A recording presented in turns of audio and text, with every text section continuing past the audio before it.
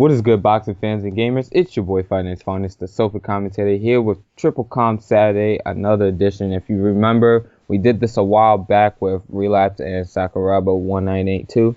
However, our third member, Perfected Chaos, is unable to join us today. So I'm here with my boy Arachnid. So you might have heard him on one of my previous commentaries. Go ahead and say what's up.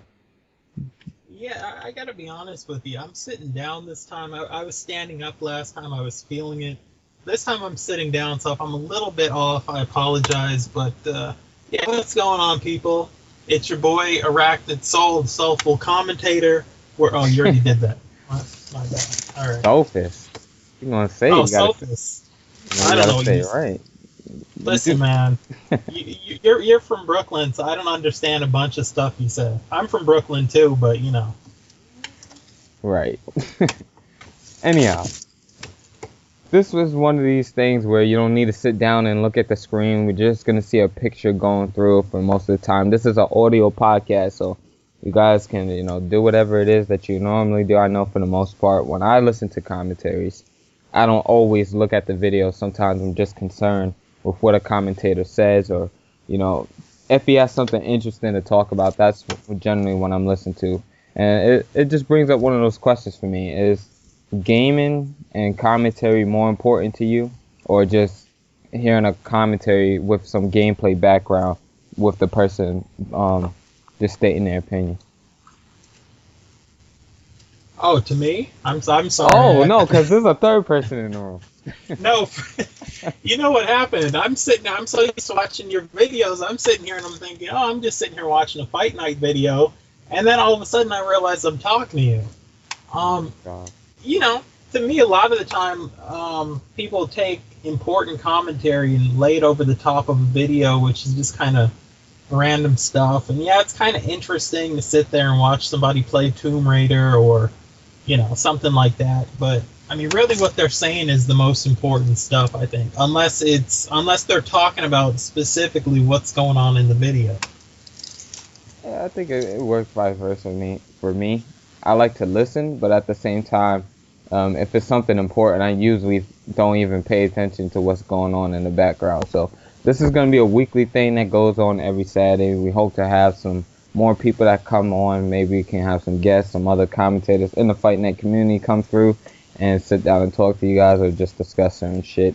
This is a common sense podcast. What I'm trying to say is that, most of the time people don't use their brain, or they try to hide stuff from you. We're just going to give you our exact opinions. You may not agree with everything that we say. Some stuff might sound controversial to you, but, feel free to disagree with us in the comment section. Leave your comments while the podcast is going on, and just enjoy the rest of the show. So I actually we have some topics, is what I should say, that we wanted to talk about. And one thing that I've been going through lately is I haven't been having too much fun playing video games. What's going on with you with that? Well, I was kind of a latecomer to PS3. I was still playing PS2 and playing other old school games. Like, I know a lot of people look at a game and they'll see that it's a year and a half, 2 years old, and they'll start griping about it and saying it's old.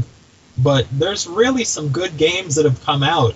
And if you're like me and you just got a PS3 a year and a half ago, in the past year and a half, I've played Far Cry 2, I've played Mass Effect 1, 2, and 3. So many Borderlands 1 and 2. There have been so many awesome games I've played.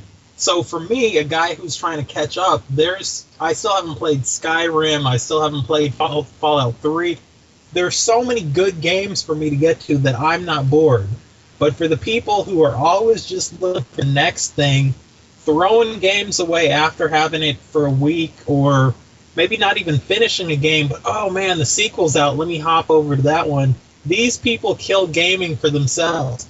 I can only blame them for the miserable time they're having with these modern consoles. So I'm still having a good time. What about you, Fight Night? Oh, well, like I said earlier, I'm not really having a good time playing games lately. For me, games just aren't complicated enough. For me, it's like I've been playing GTA 5 lately and just having a good time with that, because I can do whatever it is that I want, and my imagination takes over and I do what it is that I think might be fun or might be cool. But when I'm playing other games, I bought Payday 2 the other day. It gives you an objective for what it is that you have to do, but for me, it's kind of like one of those games that you have to play with other players. You can't really play by yourself. You know, it's not that fun factor where it's like you got to do things on your own. They give you an objective to do, like, you know, drill a hole here in the safe deposit box and guard the safe deposit box and fix it when it breaks down. And for me, even though it was just the first mission, I just haven't moved past that one because that's not complicated to me. That felt like a repeat of what happened in Payday 1. Now, while the game is fun when you're playing with other people, just having a good time playing with other players is, for me, it's not complex enough. I don't know if you've been feeling the same way, but well, let me give you a little tip, and let me give your viewers or today listeners a little tip. When you start talking about games that are either older, quote unquote, older games, a year and a half to 2 years old, or newer games that don't have the hype and the publicity about them, what you need to do to enjoy a lot of these games, you've got to get other friends that you establish, hey, we're getting this game on this day. And it's not going to be a GTA 5 where you don't have to say it because a million people that you know are going to go get it anyway. But you say to your friends, hey, let's go pick up Borderlands, for example. None of us have played it, and that way you've got people playing those games that don't have the hype. I mean, I played Payday 1 with you, and we had a great time. And the only reason I didn't get Payday 2 is because, first of all, I knew nobody was going to be on it. Couldn't talk enough friends into getting it yet. And it's a full-price game. It's $60. We didn't even finish Payday 1. You ran out and got Payday 2.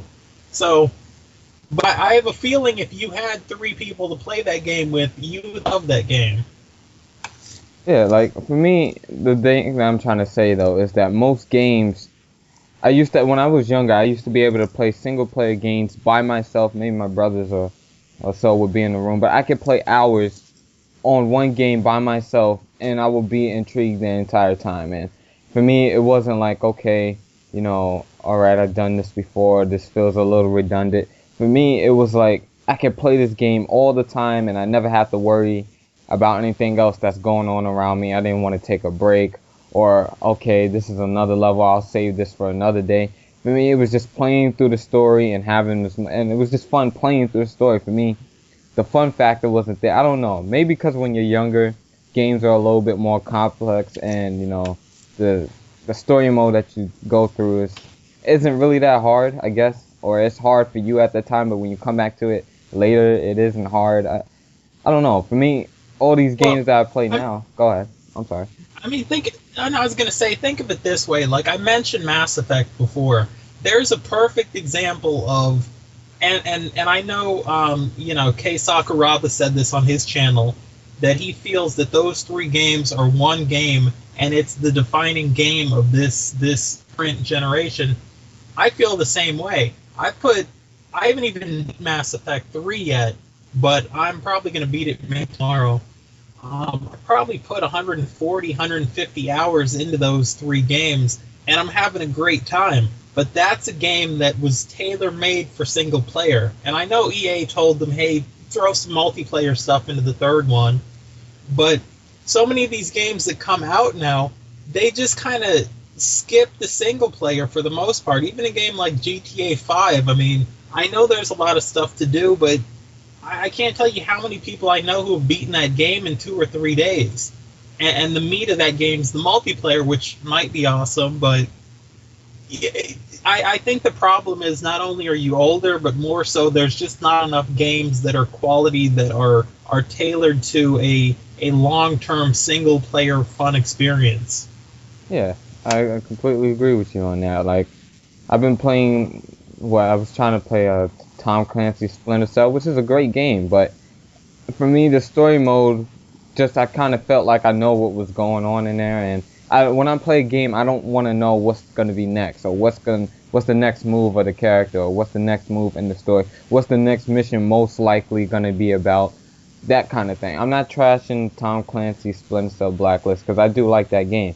I had some fun playing that with my boy TJ, playing the co-op missions, which was fun, but when it just comes to sitting down and doing single player, it just felt like, not that the single player was bad for other people, and I'm not saying that it was a bad single player at all, but it just didn't hold my interest to keep playing the game. Like, I've been playing, I don't know if you know about League of Legends, but I've been playing that lately.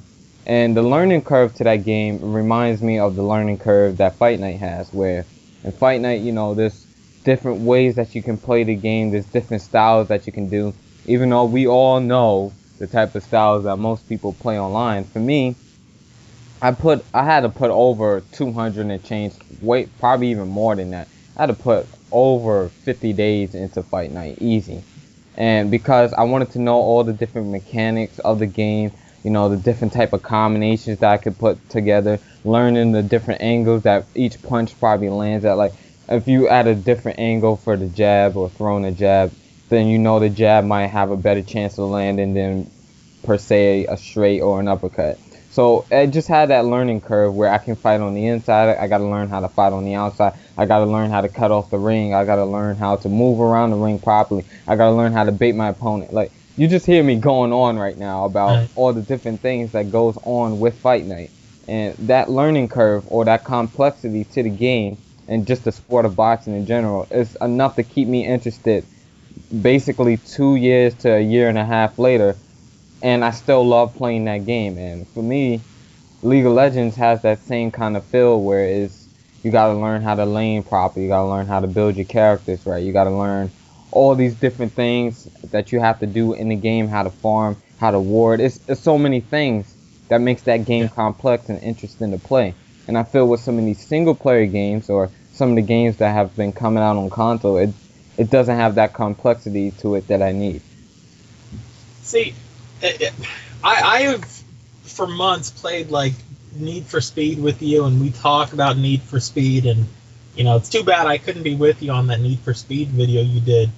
But I consistently bashed the hell out of Need for Speed Shift 2 Unleashed because I had played it for about 10 minutes and it frustrated me and my engine was burning out and I didn't know what the hell I was doing.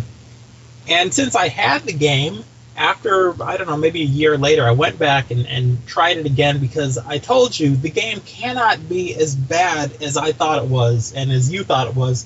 And I went back and I sat down and played this game. And about an hour into it, and by the way, I switched up all the options and the game mechanics, and, you know, I made it right to me. About an hour into it, I'm sitting there and playing this, and I notice, you know, I got a smirk on my face. I'm enjoying this game. There's a learning curve there, but when you get it, it feels so awesome. It feels so right. You feel accomplished. It's the same thing, and I think there's too many gamers out there who don't want that steep learning curve. Even though it's going to be more rewarding, they want to pick up a game and have that game mastered in the first 5 minutes, and the people making games know that. And they also know that a lot of gamers go to YouTube and they have their favorite people who review video games, and if you've got that favorite person and he's just like you, and if he doesn't get that game in 5 minutes and he tells you, man, this game sucks, I couldn't master it in 5 minutes, everyone who, you know, follows him, they're going to say, well, you know, screw that game, we're not getting it. And the game companies are onto this, so they're making simple games. Everybody's got to be able to, you know, get all the achievements, all the trophies. Everybody's got to be able to get a plat on every game now. It is fucking ridiculous. Yeah, completely agree with that. Like, I just feel these games are way too simple. I felt like games back in the day, even though I'm not that old, they had a little more oomph to them. Like, they felt like there was more time placed into it. There was more things to do, or there was more ways to play the game than just being able to play the game in just one general way. Like Splinter Cell, you know, you have stealth, you can go balls out and just attack. And, you know, there's different ways to play the game, and I do like that about it. But for me, I understand that that issue of trying to get past the first 5 minutes and feeling frustrated. And I think every person who's ever played a hard video game knows what that's like. But sometimes it just kills you off to where you don't want to play it. For me, I welcome a challenge like that, where the game is so hard that I really have to invest my time into it. I could sit down and play that game for 10 to 12 hours and I don't care what else is going on around me. I don't care if I got maybe something else to do that probably was important to me. It doesn't become important to me anymore because now I have something that's going to challenge my mind. And that, I don't know. For some people, they say they play video games to have fun. I do too. But fun for me is having a challenge and having a hard time understanding something or trying to figure something out. That's fun for me. Maybe for other people, a very simple game like, I don't know, like the way people play Fight Night with those single straights and 1-2s and how to run with a Philly shell block and keep tapping R1. That's simple for them, and it's something that they can understand.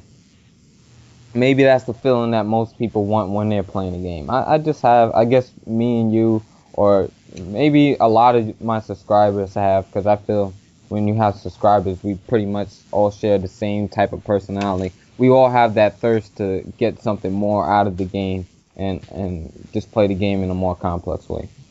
Well, let me take you through this scenario, and I think the real gamers here, they're going to identify with this. They're going to say this has happened to them maybe on many occasions, and then there's other gamers, and they're going to watch this, and they're going to say that's never happened to me. And to those gamers, I say to them, maybe you're playing games that are too fucking easy. Maybe you need to step your game up. And the scenario I'm talking about is you're playing a game, you're loving this game, right? Maybe you're already getting challenged, maybe it's not challenging yet, but you get to that point and you get stuck. You die a couple of times. You can't figure this shit out, right? But you love the game, so you want to keep going. So maybe you turn the game off and you find yourself thinking about this game later, when you're in bed, when you're on the subway, maybe when you're asleep, you get, some ideas, and you come back the next day and you're like, you know what, when I turn that game on, I figured it out. I know exactly what I need to do. I'm going about this all wrong. And you put that game in, you hit that button, you turn the game on, and when you try that new strategy and it works, it is so fucking rewarding. Yes, that's definitely happened to me before a lot of times. Like, just playing any sport game in general, that's happened with me. Like, okay, even during the game, like, I'll figure, okay, this isn't working. Let me just rest in this spot for a quick second and figure out, okay, this is going on with me. What do I need to do in order so I can get this mission done? What door haven't I tried, or what way haven't I gone through? Maybe I'm using the wrong gun. Let me change guns, or let me change weapons in order to figure out something new to get the job done. That's always happened to me, whether it was mid-game or just turning the game off and just wondering about it later. Like, it really bugs me when I can't figure something out. Right. So for me, it's always trying to calculate a new way or a new form of attack in order to get the job done. That's definitely happened to me. If it hasn't happened to you, I don't know what to say, man. They're just playing easy games. I don't know what to tell them. Right.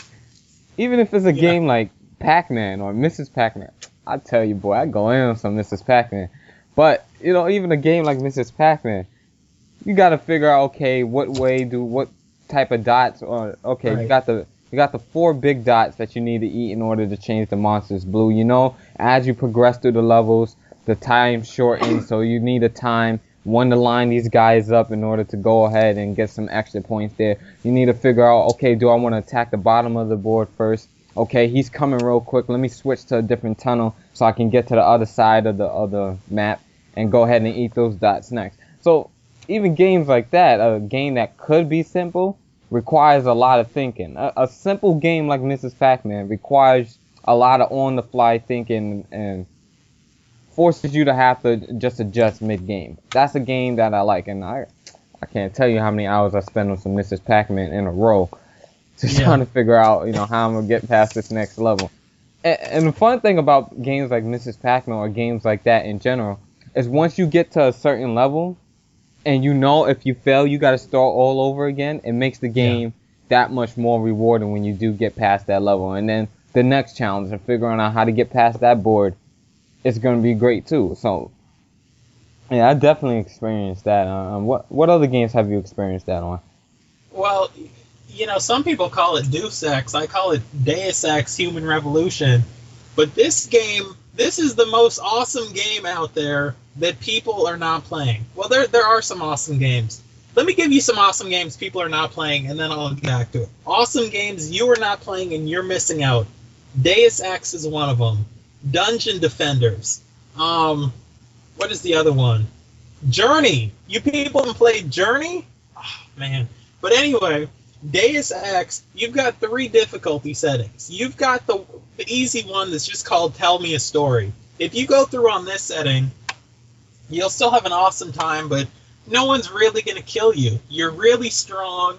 You got a lot of health. The enemies are weak. They're kind of stupid. But you'll still enjoy the game, and that's for the casual gamer who just wants to hear the story. And it is a good story. Mm-hmm. Then you've got your regular mode, which this is kind of for the average gamer. But you've got one. Give me Deus Ex. The hardest setting, man. You have to be stealth. You have to be smart. If these guys see you one time, they're going to kill you. You have to really plan things out and map out these levels. This is a game that you will love if you go and play this game. But like I said before, you're going to turn this game off at some points if you play it on that hard level, that hard setting. And you're going to be in bed thinking about how to beat that boss or how to get out of that room without getting killed. Yeah, that sounds like a great game. I know you want me to download XCOM. I will get to that, but Deus Ex does sound like an amazing game. But you know, that's basically what we're trying to say. I don't know what you guys are thinking. Leave them your thoughts in the comment section below. We really do want to know. You guys know I'm gonna reply to you. It could be 100 of you guys leaving comments. I will get to every single last one of you. Let us know what you think about how the importance of a learning curve is in a video game. What games you might have struggled with, or some experience that you might have had with a video game that you just might want to share.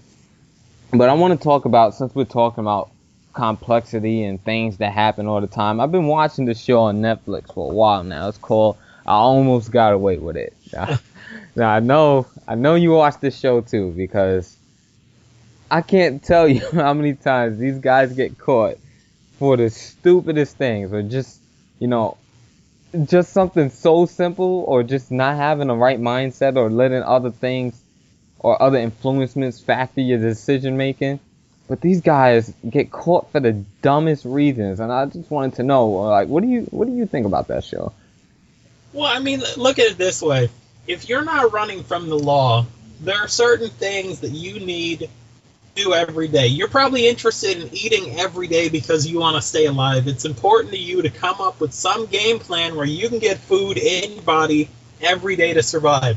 When you are running from the law, when you've killed people, when law enforcement is after you, the number one thing you need to do every day after the food is not get caught. You can't slip up. You can't become complacent. There are dumb things that you should not do. I can't tell you how many of these people on this show get caught for, like, traffic violations. Small things. You know, your headlight's out. Why wouldn't you have that fixed? You killed 10 people. You're driving around with your fucking headlight out. Fix your headlight. And they pull you over. They're just going to give you a little ticket, but of course they're going to run your information in their computer.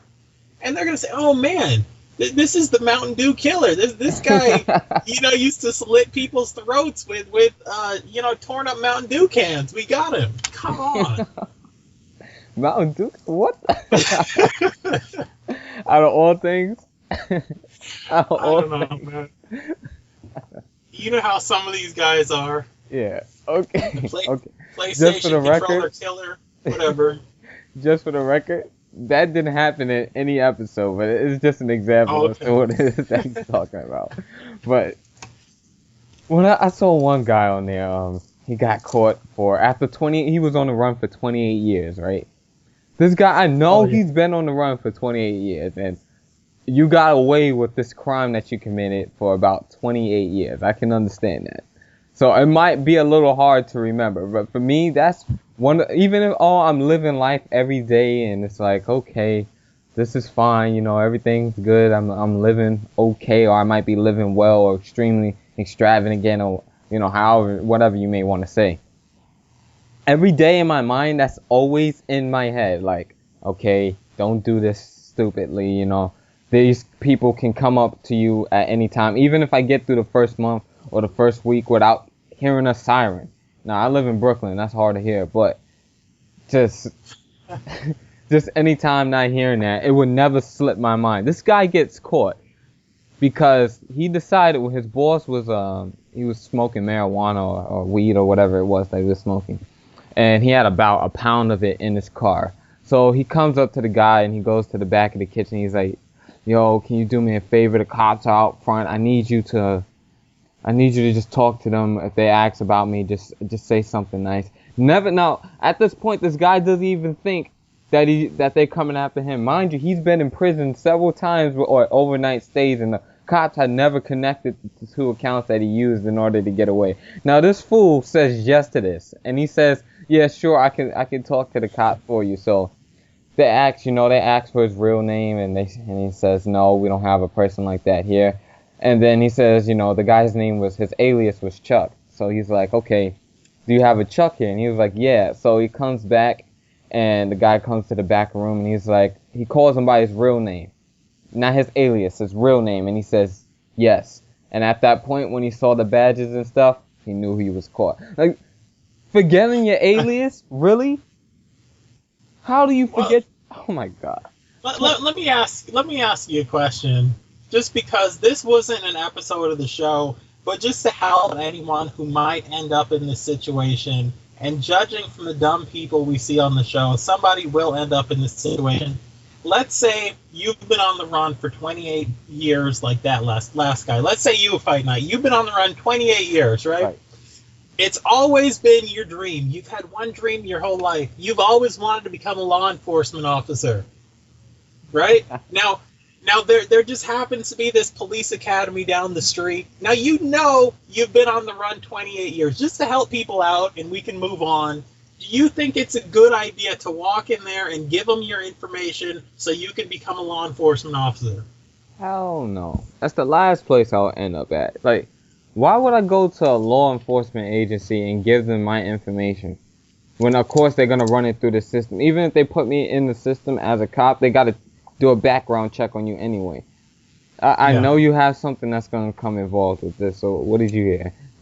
Well, you know what I think, too? This is my theory. There's a lot of people watching this who maybe when they were little kids, you were afraid of the dark. Some of you probably still are. I don't know. Not judging. But anyway, stop it. You go to sleep night after night. You're afraid of the dark. And then slowly you realize, you know what? I've been afraid of the dark a long time. I've gone to sleep many a night. Nothing's happened to me. And then you're not afraid of the dark anymore. That's how these guys are. They get complacent. At first, they're scared of the law. At first, they're running. At first, they're trying to hide. But, months go by, years go by. Hell, maybe some of them were quote-unquote smart enough to move out of the community they lived in and move 10 or 15 minutes away because obviously law enforcement can't get them there. Right? But now years have gone by and they just got complacent and they think, oh, no one's looking for me and I got away with it. And that's when they get sloppy and they start telling their fiancé, hey, I killed people just over Thanksgiving dinner one day, but you guys don't say anything, all right? Now pass the gravy. Come on. Look, there's no reason for you to get comfortable with something that can endanger your life. This is why I say having some form of structure or something that you fear is always a good thing, because why would you? There's never a point where you can get comfortable with something. You may think at one point, or maybe I just think different from everybody else. I'm not even too sure anymore. But maybe there just comes that point in time where, you realize, okay, I'm in a safe spot right now. But there can never be a point where I'm a free man anymore. That's the way I look at it. There's always that chance if I get pulled over, even if my alias checks out and my stuff isn't in the system on this name, there's always a chance that they can come after me. And the thing that really kills me about that show, or just criminals in general, is they get in one spot, right? Let's say they're in Texas and they go down to Mexico. Yeah. You chilling in Mexico and they start like a drug operation or a drug scheme, and they bring attention to themselves that will bring the cops after them. Or they just do something stupid that will say, test me on this name too, or you know what? I'm not really running from you. I don't want you to know, so I'm gonna keep doing criminal activity. If you're gonna even if you catch an alias from one country, like for example, if it was me, if I go to a place like, if I get caught for a crime in New York and I go down to Mexico and then I get an alias in Mexico, I don't want to leave no trail where I go. Under that alias name, I'm going to make sure, one, I don't tell nobody about it. And then two, once I already get my papers and, you know, apparently I become a Mexican citizen, then I'm going to, if I already know how to get a citizenship in a different country, because I've already been able to do it, why would I stay in the same country even though I have one alias? I'm going to have like 12 different aliases, and by the time they catch up to me, I'll be dead, and they would have found out I died in like Asia or someplace after being in New York. That's the way I think. I wouldn't just stay in one country. I would never get comfortable in one spot, even though I may be getting some good, decent money where I'm at, or, you know, I might be making hundreds of thousands of dollars. And I'm not going to stay in one spot so that they can possibly figure out for me. It's always good to give yourself options. You know what I'm saying? Well, at least in that scenario, you're smart enough to leave the country in the first place. You know, a lot of these people, like I said, they just move 10, 15 minutes away. I mean, even if you move to the other side of the country, you're still in the country. Why would you not try to get yourself into a country where there's no extradition laws? And I understand it. I understand if you were dumb enough to commit the crime and then stay in the country long enough, yeah, I understand it might be hard to get out of the country at that point, but that's on you. You should have tossed that Mountain Dew can and, hopped on a plane right away. Yeah, I definitely agree with that. So the show that we're talking about again, guys, is I Almost Got Away with It. It is on Netflix. I'm not sure if it's on Hulu or Amazon. I'm not sure about that. But if you have Netflix, it's definitely a show that I would recommend to you guys. I don't recommend anything to you guys unless if I actually like it or I thought it's something that might catch your interest. So maybe if you share some of the same interests as me, you might find that show interesting. That's not a sponsored thing or anything. That's just me recommending a show to you guys that I think is great. So, yeah, once again, last time I'll say it, I Almost Got Away with It. It's on Netflix. You could probably search it up. Or maybe you've seen it before. Leave your thoughts in the comment section. Or, what would you do if you was a criminal? Just leave some stuff in the comment section. I'd love to read what you guys have to say. So, let's move on to the next thing. And, speaking of Almost Got Away with It, remember that one guy who was eating food out the trash can and he gambled all his money away out of Atlantic City? Yeah. See, this is the thing I don't understand about people. Like, especially if you're poor. Now, I don't have the most money in the world neither, but one thing I'm not is stupid, and neither is my family. I don't understand how people can, let's say you don't have much money at all, right? And you really can't afford to be giving away some of the things that you're giving away or using some of the stuff that you have, that you're using. Like, a lot of people in our society just seems to live paycheck to paycheck or survive off of this one income and never figure out a way to make any more money about it and then complain about not being rich. I mean, what do you think, like, economically, what do you think about people who don't know how to use their money or make their money work for them?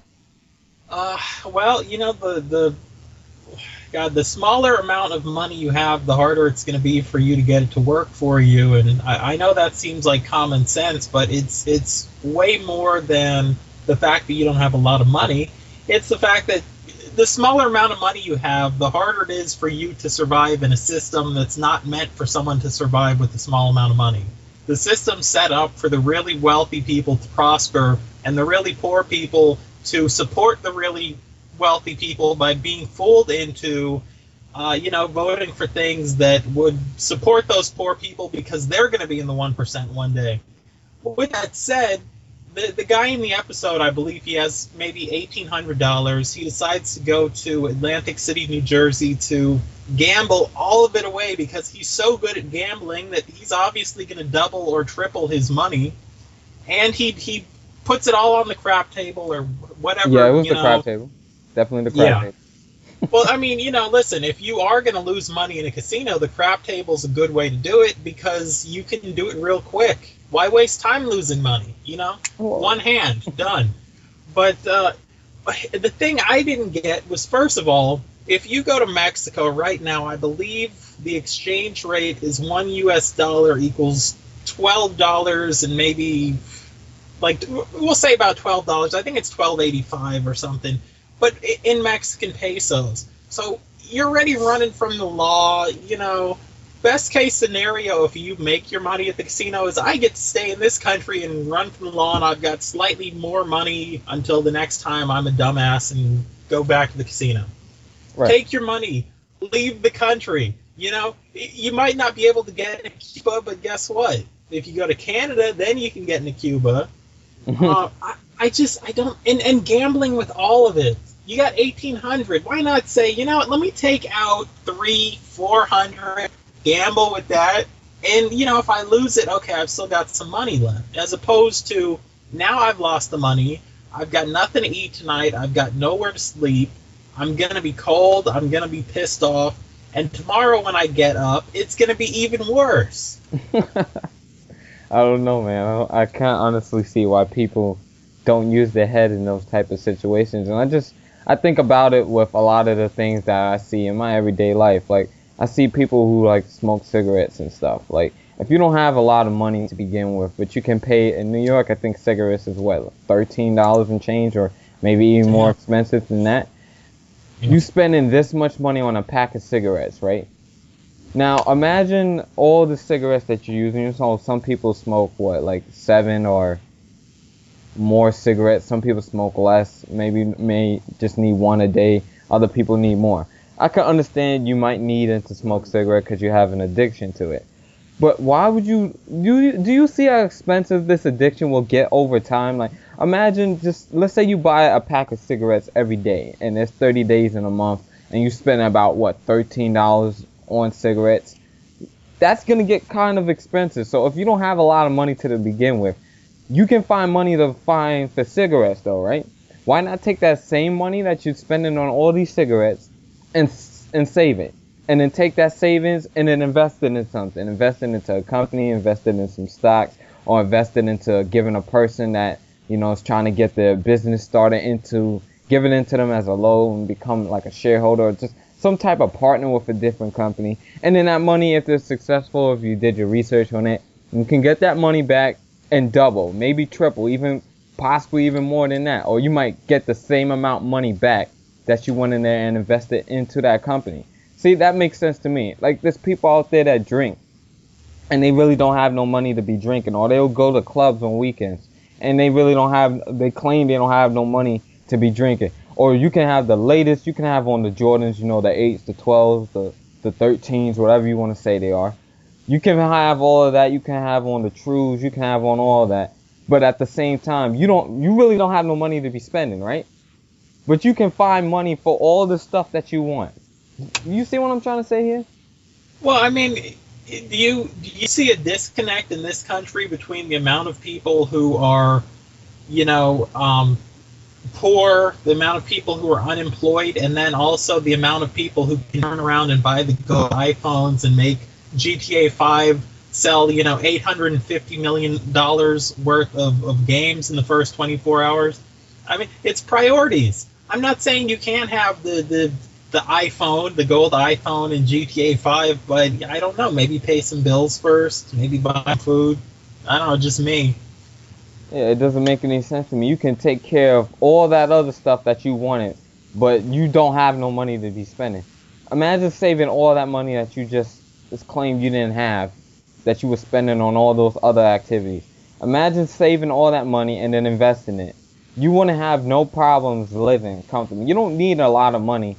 Well, for me, I don't need a lot of money to live comfortably. I can just be smart with what it is that I have. I'm not saying you can't smoke, you can't drink, you can't buy nice clothes. But if you don't have it, or you claim you don't have no money to be spending, but you can find money for those things that you want. To me, it's maybe people aren't always as poor as they think they are, and maybe it's just a little ignorance to how they spend their own money, or just a lack of discipline is what I'm trying to say. I think people need to be smarter with the decisions that they make financially, and just smarter with the money that they have. That's all I'm trying to get across to you. Well, also another thing I want to bring up is, I say this all the time. When you have kids, and I don't have kids, I don't want them. Same thing. I don't know if you want them, but I don't have them. But when you have kids, I see some of these people, and they go out and they buy their kids such nice stuff, and these kids are young. These kids don't know. Why are you buying your kid the little mini version of the Jordan? The Jordan shoes. Your kid doesn't even know who Jordan is. To your kid, Jordan is the guy from the Space Jam movie. And that's it. You can. How about this? Buy some baby formula for the kid. Invest some money for the kid. Get some grants. Start putting some money aside for the kid's college fund. It doesn't make any sense. I don't know, man. I just think a lot of times us as people, and I'm not saying I'm perfect when it comes down to any of these things that I just stated, but for the most part, I think people need to be a little smarter with the decisions that they make. I use money as an example just to show maybe some people how ignorant it seems, but just use your head when it comes down to certain things. I don't think people use their thought process enough. You know what I'm saying? Right. And obviously, I'm not going to call you perfect because I've raced you Need for Speed Most Wanted. And we all know that's not true. Oh yeah, I definitely spanked you in those races. I'm just saying. No, man. That must have been you playing. That was you playing against computer. That was like Lego racing or something. Anyhow, just let me know what you guys think in the comment section about that, and just maybe some dumb decisions you might have seen other people made, or maybe if I just gave you a little insight into something that might help you along the way. Leave your thoughts in the comment section below. But remember how we was talking about that guy that was eating out of the garbage can? Yeah. You mentioned something to me about a freegan. Like, to me that was an interesting topic that you brought up.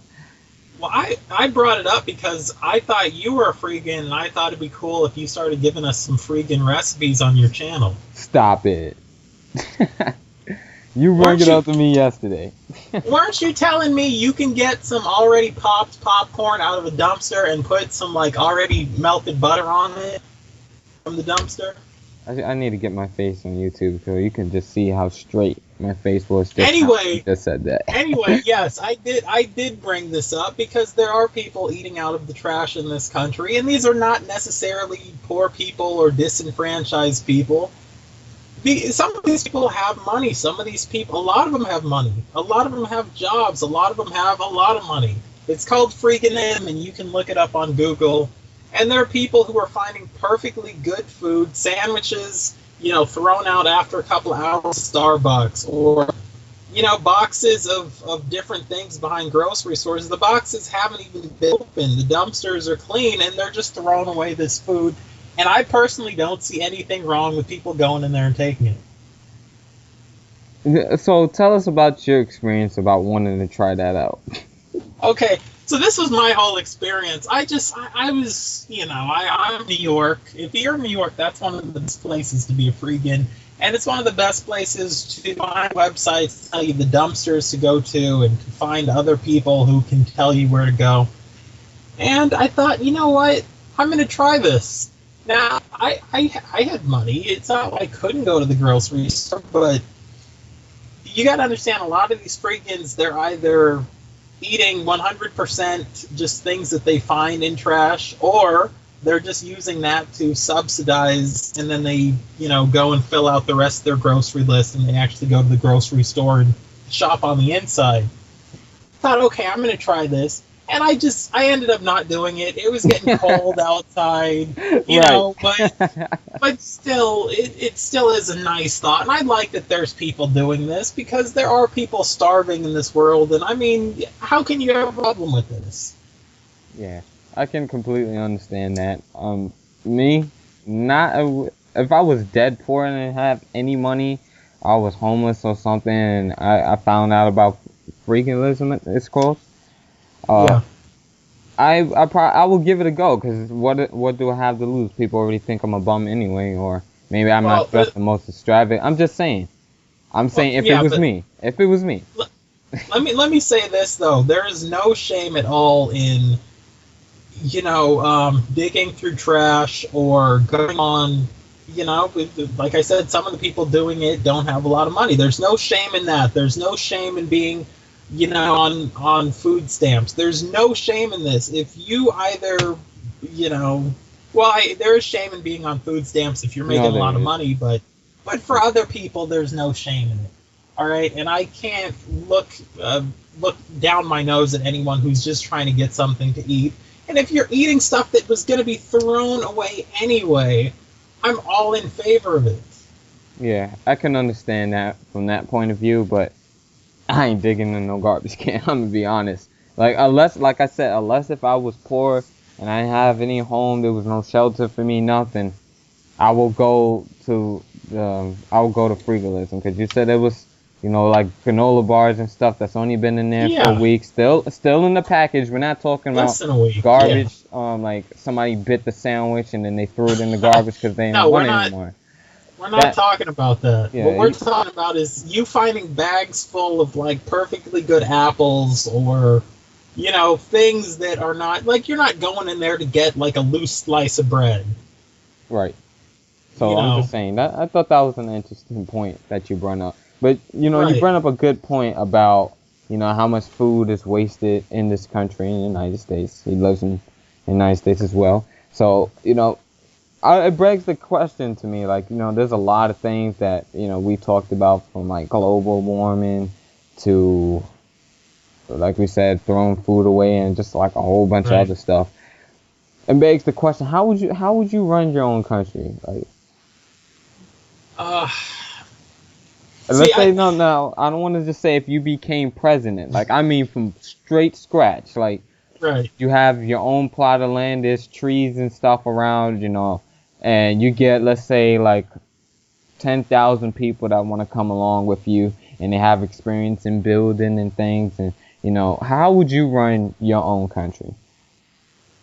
See, I think just being a guy from America, I would probably try the theory of democracy, because I'd be the guy who was going to make it work without corruption or any scandals. I'd be that guy. And then, of course, it wouldn't work, because democracy it's a brilliant idea. It might work better than a lot of other systems, but it's not without flaws.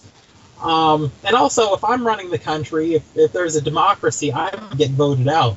So I got to look out for number one. I think you do have to have that aspect of socialism, definitely.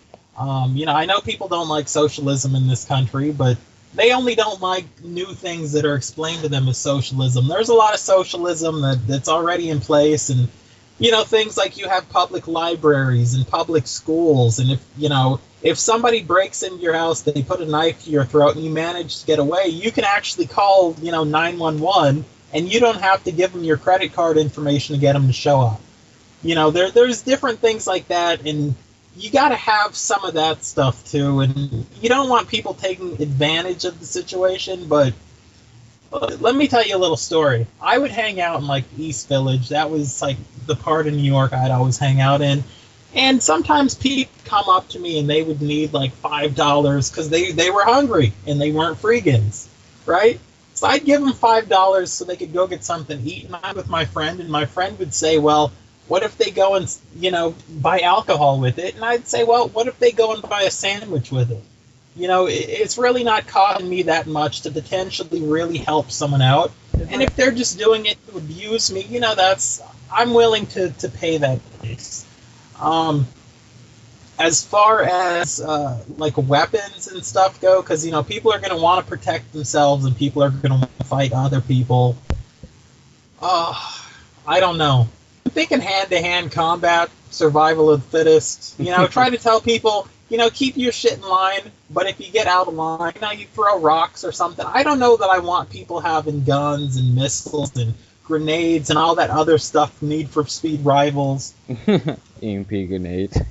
Yeah, EMP grenades. I mean, it's like, in this country, in the United States, you have the right to bear arms. It's your Second Amendment, and most people are okay, and they're not doing anything stupid. But I always think, man, the right to bear arms, that's not just guns. That covers a lot of ground. You don't want people taking that too literally. So maybe, I don't know. So basically, you asked me a question, and I've talked for 5 minutes and not answered it. How would you run your country? See, for me, one thing I would do is, for starters, is like, this land that I would be on, which is probably the most important thing, would be filled with just natural resources that can, keep people. We'll have our own sustained resources, is what I'm saying. So for me, I don't think all this trade and being involved with other people and, UN and all that other stuff, it wouldn't be that my country would not have any contact, that kind of sense wise, with the rest of the world. Like, I can understand maybe technology of like games and like phones and all that other stuff. I can understand that being something that people may want, so that part. But in terms of like political allegations and, trading goods, I give you this and you give me that, no. My country will not have anything to do with the outside world beyond technology, is what I'm trying to say. So for that land probably wouldn't be that big, and I don't think I'll want a lot of people. For me, I don't see countries pretty much trying to start wars or trying to bully little countries nowadays anyway. So I don't think you will have any problems with starting your own nation and worrying about having to protect your people from, bomb threats and all this different stuff, unless if you get some problems with terrorists or whatever the case may be. But yeah, you wouldn't have to worry about too much of that. So that's the way I see it. Of course, you will still have like people that protect the country and a national guard or whatever. You'll have that. But for me, we want to have like gasoline cars. It would be like, that car, your favorite car, Tesla, that car company. Oh, yeah. We'll have a lot of cars like that. There wouldn't be any gas cars at all. Cars will actually be made from metal and not aluminum. So if you get in an accident, you'll probably have a higher chance of surviving anyway. You'll have solar energy, with solar panels and stuff, just to keep yourself sustained and not have to worry about so much pollution. There wouldn't be like huge skyscrapers and things like that. There would be more, not so much suburban areas, but where like there was not so much sidewalks or anything like that, but you'll have a lot of it will be a lot of nature involved in it, like trees and bushes and all that other good stuff. And then you'll have people that pretty much farm. Like, I think most people have to be able to feed themselves. That's the way I look at it, because if you give people a lot of assistance all the time, they become reliant on that assistance. They don't look to better themselves sometimes. Yeah, there's people out there that really get injured and do need it. So for those type of people that can medically prove it, then yes, there would be like some form of branch that gives to people who maybe their crop in their area wasn't that good. So, you'll give them foods and stuff to eat, or, but if you abuse it, yeah, you're pretty much done. Until your stuff or your land can become the way that it should be, then yeah, there would be that. There would be like irrigation systems and what is that place called? Reservoirs. You'll have things like that for the water system. This is where it's gonna come straight. I know everything sounded really nice and good up to this point, right? But this is where it comes involved to where it's like, okay, I'm one of those people that I believe in no tolerance of anybody's shit or anybody's crap. I truly do believe in that. So for me, it'll be just like this. If you still, now this sounds like, I know you told me this yesterday, this sounds like some old Middle Eastern stuff, but I'll let you know straight. If you still, your hands will be either chopped off or broken, because I don't see the point where you can produce your own stuff and there's people that are willing to help you. If you take from anybody and this person wants you to be, sanctioned for it, yeah, you still have a chance to say, okay, maybe this person, it wasn't the most justifiable reason in the world. Then yeah, maybe your hands won't be chopped off. But in my world, if you steal from somebody or you take from somebody else, your hands would be either sliced off or they would be smashed. End of story. Because I don't believe in taking anything from anyone. Now, for me, marriage and all that, I mean, want to get married, that's your own point. You do what you do there. Now, if you somehow get in a fight with people or whatever the case may be, you settle your own scores. We'll, bring it to everybody else. We'll set up a place for you to fight, and you can handle your business there. Don't talk what you can't back up, and everybody else will then know from that point on that you should not be talking. Because One way to break a man's pride is to embarrass him, and that will hopefully teach him discipline. It may either break you or you might be able to survive it. That's completely up to you. But for me, those are one of the most important things. Being able to handle yourself with not this whole jumping people and guns and all that. The only people who's going to have guns is, people who are able to protect the country. In terms of law enforcement, you handle your damn self. First of all, you've started out in a place that has all the natural resources you need, so that's good. Because usually the trade between the different countries originally starts out because someone's got oil, but they don't have this, or someone, and they've got a trade. But yeah, if you can find that place, you will eliminate a lot of those issues. Another thing I want to say, I'm going to do my best to keep my citizens alive. And the way I'm going to do that is through the food, because food is the number one cause of preventable death. Bad food, poisonous food, food that's going to kill you.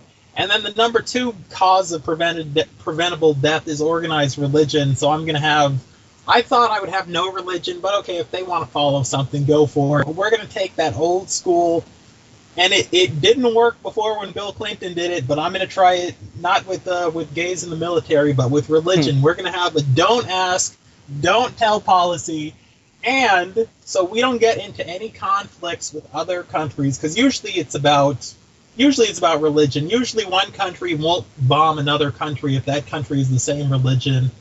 Unless they happen to be brown, then maybe they'll still bomb them anyway. But that is so racist.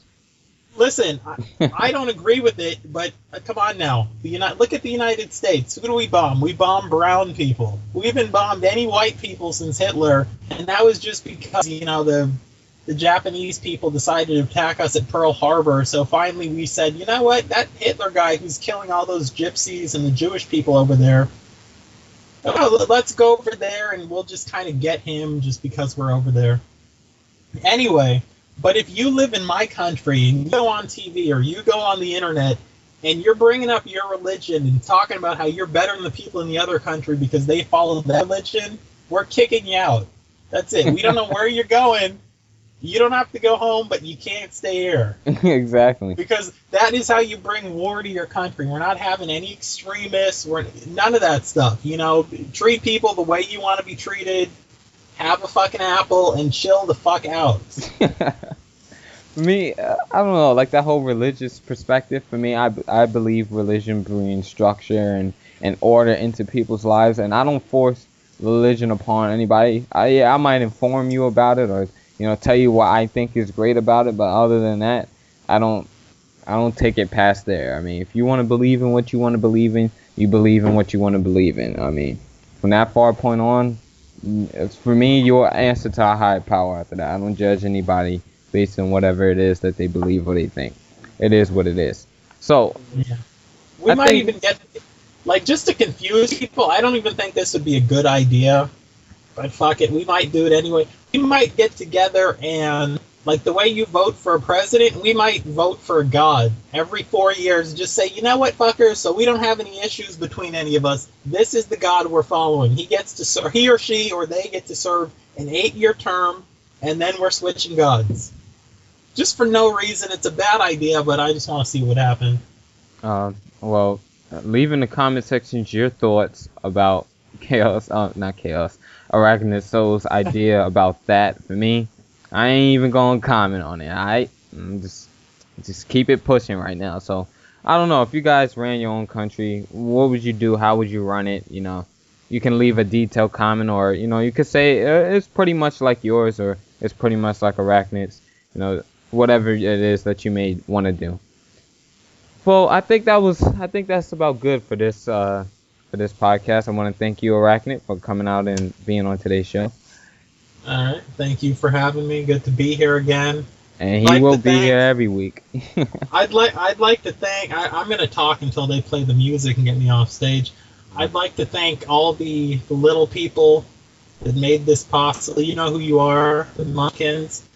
I have a special little paper kangaroo. It's a victory kangaroo. I'm going to go make another one out of paper mache now, because I think this was a victory. I think this was good. Um, Okay, the yeah. music's playing now. Oh, all right.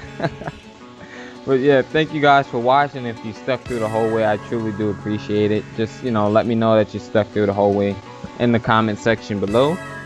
Just, I don't know, maybe we should give them, just type in FNF Nation if you stuck through the entire podcast. Anyway, thank you guys for watching again. It's your boy FightNightsFinest, the Sofa Commentator, and I'm off this. Peace.